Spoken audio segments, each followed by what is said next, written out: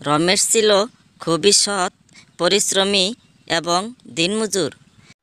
সারাদিন দিনমজুরি করে যে টাকা পেত তাই দিয়ে তাদের সংসার চালাতো। তার বাবা অনেক দিন আগেই মারা গিয়েছিল।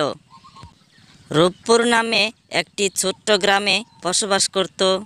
রমেশের মায়ের খুবই শখ ছিল ছেলেকে বিয়ে করে একটি বউ নিয়ে আসবে বাড়িতে, কিন্তু রমেশ খুব একটা সচ্ছল ছিল না, তাই সে বিয়ে করতে চেত না।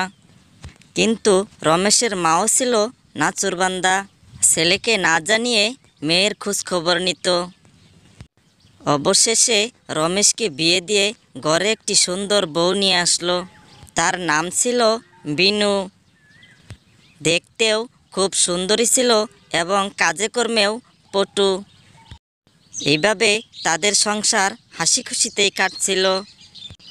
এরই মধ্যেই শীতকাল চলে এলো। আর এই বছর শীত অনেক বেশি পড়তে লাগলো। একদিন হঠাৎ করে বৃষ্টি শুরু হলো, যার ফলে রমেশের সকল ফসল নষ্ট হয়ে গেল। রমেশ অনেক বেশি চিন্তিত হয়ে পড়ল। কিভাবে তার সংসার চালাবে এই নিয়ে ভাবতে লাগলো। বিনু ছিল অনেক বুদ্ধিমতী। রমেশের দুঃখের কথা শুনে বিনু বলল, আমি অনেক ভালো সমুচা বানাতে পারি। এই শীতের মধ্যে সমুচার একটা দোকান দিলে অনেক বিক্রি হবে। এই কথা শুনে ফ্যামিলির সকলেই রাজি হলো। একদিন ঠেলা করে সমুচা বিক্রি করতে লাগলো। শীতের মধ্যে গরম গরম সমুচা খেতে অনেকেই পছন্দ করতেন। ধীরে ধীরে রমেশের সমুচার কাস্টমার বাড়তে লাগলো।